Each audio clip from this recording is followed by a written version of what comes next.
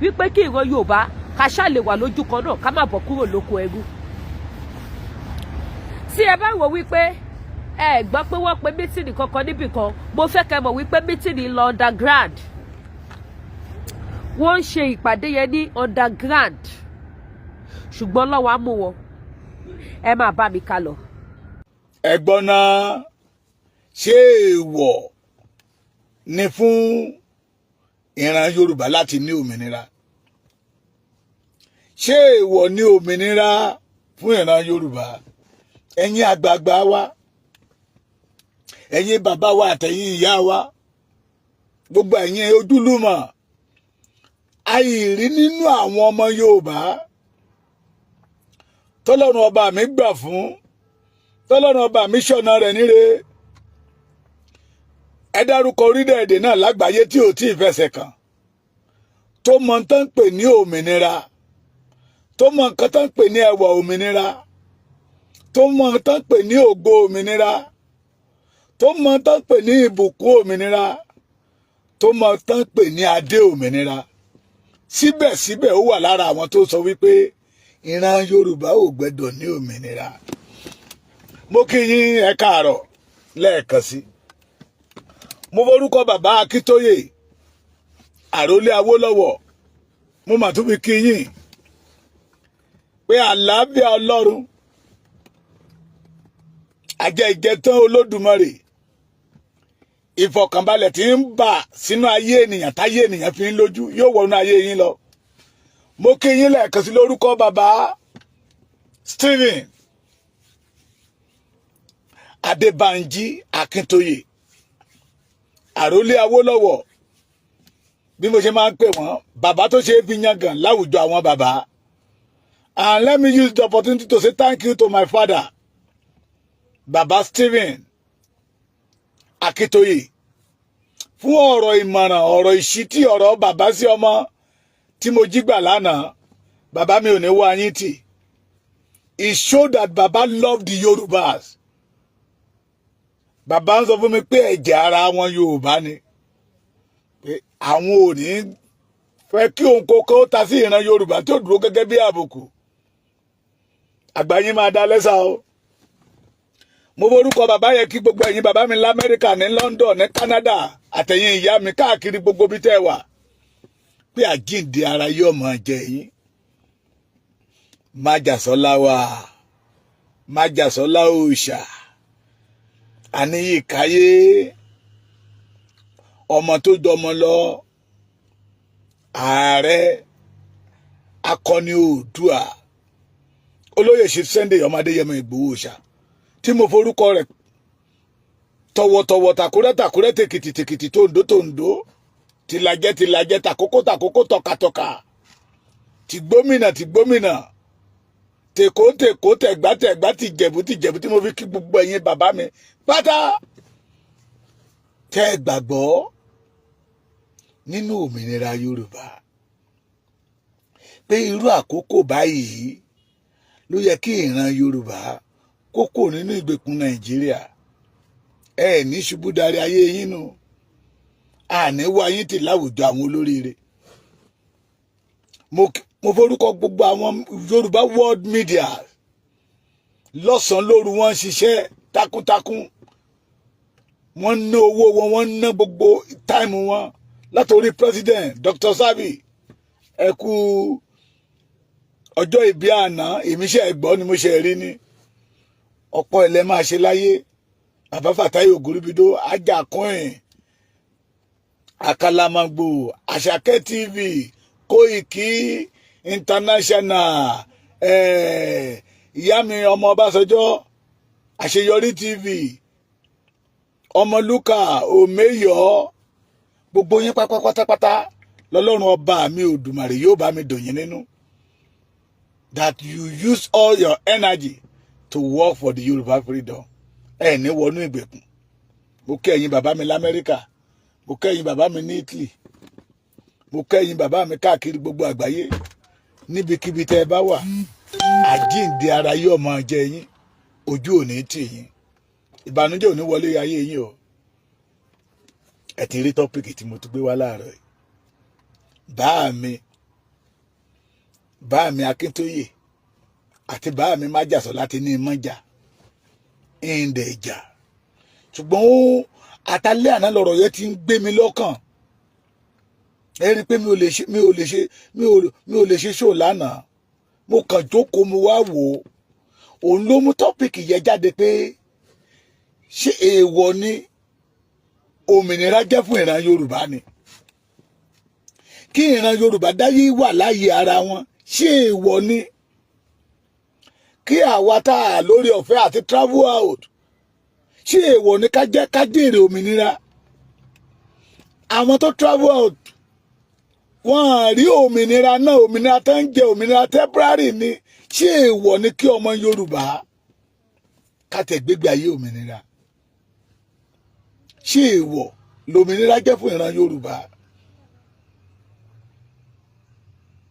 ẹ̀yin àgbààgbà ilẹ̀ Yorùbá kí n bẹ̀rẹ̀ látòrí bàbá wa aṣíwájú Bọ́lá Ahmed Tinubu tí Ọlọ́run kó kọ́kọ́rọ́ Nàìjíríà lé lọ́wọ́. During your campaign you say that ẹ sọ fún wọn pé wọ́n sọ wípé wọn ò ní kó yín orílẹ̀-èdè Yorùbá kéré ṣé ìgbé ayé tí ìran Yorùbá ń gbé ó dẹ̀ tẹ́ yín lọ́rùn bàbá mi Gani Olóyèdé adára fún yín it is not a taboo for Yoruba people to have their freedom ẹ ṣé bàbá mi ṣé èèwọ̀ ni bàbá Jàgàbá mi ò bá jà wá bàbá ti ní mọ́jà pé ká máa kalẹ̀kùn yẹn níjọ́ kan yóò yé yín ṣé ìgbé ayé tí ìran Yorùbá ń gbé ṣó tẹ́ yín lọ́rùn mo ti rìn lọ lẹ́ni ègé ibi tí táyà mi tó jó sílé ọ̀nà Kogi lọ́hùn láti wọ Kogi tí mo ti ní kí n máa ṣéǹjì táyà àwọn tírélà tó ń wọlé pẹ̀lú àwọn ọmọ Fúlàní young boy tí ì ṣe pé àwọn gómìnà wa ń bìbà gan ò dá ilé iṣẹ́ lẹ̀ iṣẹ́ wo náà fẹ́ wá ṣe ní ilẹ̀ Yorùbá that make them rush to the Yorùbá land ṣé èèwọ̀ ni kí ìran Yorùbá gbégbé ayé àlàáfíà ṣebí òwe Yorùbá kan ló ní ìkáwọ́ lásọ̀ tẹnitẹni it is a crime for Yorùbá to have their own freedom Aṣíwájú Bọ́lá Ahmed Tinubu Àrẹ̀mọ Olúṣẹ́gun Ọ̀ṣọ́bà Bísí Àkàndé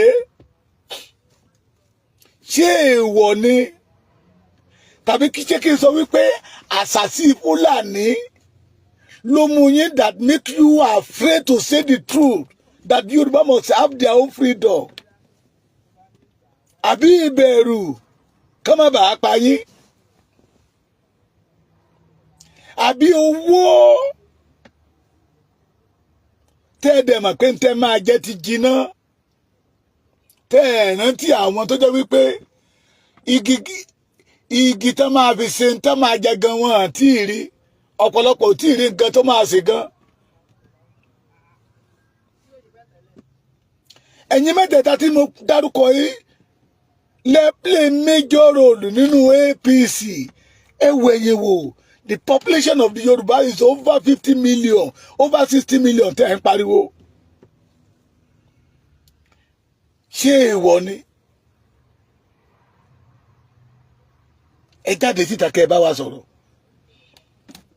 ẹ wà nípò bàbá lénìí gẹ́gẹ́ bí ọ̀rọ̀ tí bàbá mi máa ń sọ wípé ipò àgbà ipò àdánwò ni ẹ bá wa sọ̀rọ̀ ṣé èèwọ̀ ni kí ìran Yorùbá ó ní òmìnira pé ohun tí Ọlọ́run ọba mi yọ̀ǹda fún wa kó jẹ́ àjẹmọ́nú wa tí àwọn àtọ̀húnrìnwá wa ń gbà lọ́wọ́ wa tó tún jẹ gàba lé wa lórí tó tún gbẹ̀mí wa ṣé èèwọ̀ ni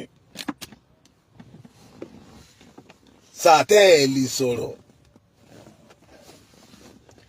For those people in Yoruba land that became maybe former governor, former senators, former rep, present one, tí Fúlàní dẹ̀ dé yín mọ́nú akoto, they became your masters. They became your semi-god. That make you believe everything they did to Yorubas, it is perfect. Ṣé ìwọ ni kí ìran Yorùbá kó ní òmìnira wọn? Bàbá mi Bọ́lá Ahmed Tinubu di Jagaba of Africa, àbí? Ọmọ olódò dẹ. Ẹ lọ sí Saudi Arabia campaign for another type freedom. Ṣùgbọ́n ìran yín ń pariwo pé àkókò rẹ̀ láti ní òmìnira, you refuse. Ẹ ṣe bíi pé ẹ fi gbígbọ́ ṣe bí aláìgbọ́. Fúlàní pa lọ́tùn, wọ́n ń pa lósì, kò túnú kan lára yín. Kidnapper ò stop ní ilẹ̀ Yorùbá. Àwọn ìyá wa, àwọn bàbá wa, àwọn ẹ̀gbọ́n wa, including our bros, tán wà káàkiri Europe country, America country, Asia country, àti wálé wá di ìbẹ̀rù torí pé wọn ò mẹ́ni, wọn ò mọ ìrìn àjò tá máa rìn tí Fúlàní máa yín wọn lọ́rùn. Are you okay with that?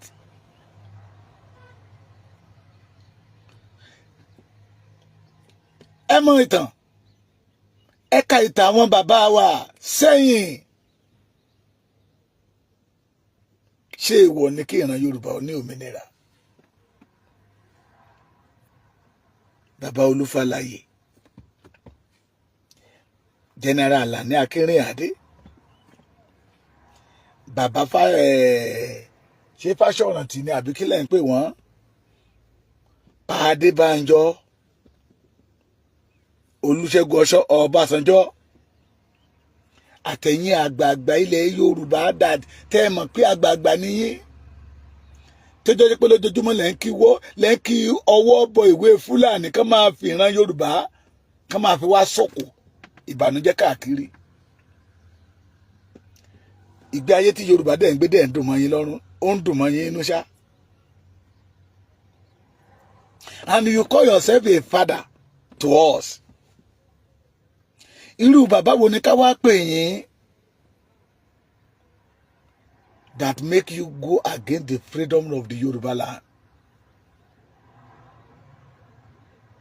Ohun tó jẹ́ pé ẹ̀yin lẹ́ni tí wọ́n fi ń tọrẹ fún yín. Ohun tó yẹ pé kó jẹ́ pé ẹ̀yin lẹ́ máa fi tọrẹ fún yàn lẹ́ ń wá káàkiri. Lẹ́torí ẹ̀ lẹ́dẹ̀rú Fúlàní. Lẹ́torí ẹ̀ pé tẹ́ ẹ bá sọ̀rọ̀ láwùjọ ọ̀rọ̀ títí yín ò múlẹ̀ mọ́. Bẹ́ẹ̀ bá ní hálẹ̀ ní tí Fúlàní bá ní bí lọ́la. Ẹ̀yin bàbá yìí kí ló dé tí ẹ fi fara mọ́ ìgbé ayé ẹrú tí ìran Yorùbá ń gbé?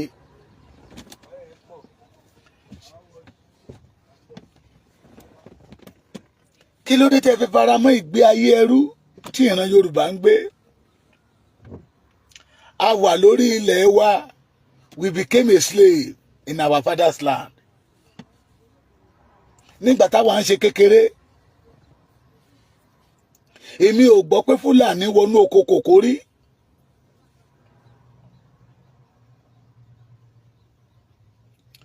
Gbogbo ọsàn wa, this is time tí ọsàn máa ń sòrè, tí ọsàn máa ń pọ́n lóko. I received a call yesterday pé bọ̀dá o, gbogbo ọsàn yín pátá làwọn Fúlàní ti ká o. Can we continue like this? Ẹ jẹ́ ń béèrè lọ́wọ́ yín sà. Immediately tẹ́ bá ti dé ipò àgbà, ẹ ń ṣe bàbá fáwọn ọmọ yín mọ́ nìkan, ẹ ti di bàbá gbogbo ilẹ̀ Yorùbá. Ṣé torí wípé pátí Fúlàní ń pa Yorùbá àbí ìyà tí Yorùbá ń jẹ lọ́wọ́lọ́wọ́ kò kan àwọn ọmọ yín ní òjò tún kan lára yín? Àbí ẹ̀kan mọ̀ọ́mọ̀ dá ojú Yorùbá? Àbí àwa ń sọ wípé àwọn bàbá wa wó lọ́wọ́, they manipulate your life, turn you to a somebody? Àbó ní ẹ̀ṣẹ̀ kan táwọn bàbá yẹn ṣẹ̀ táwa ò mọ̀ tẹ́ ń torí ẹ̀ tẹ́ ń yarú ẹ̀ lára wa? Let us know. Ẹ ṣé bàbá mi Prince Adébáyọ̀ Ṣítù, bàbá mi Bọ́lájí Sàlámì. Ẹ jẹ́ á mọ̀, torí bọ́mọ ò bá bàtà àbárọ̀bá. Ẹ jẹ́ á mọ̀. Ní ìgbà kan ní Wendy Gbẹ́ngà Daniel wà lórí gómìnà Ogun State, òun fún ara rẹ̀ ló lanu ara ẹ̀ sọ wípé product Awólọ́wọ̀ làwọn, pé majority of them ilé ìwé Awólọ́wọ̀ làwọn lọ.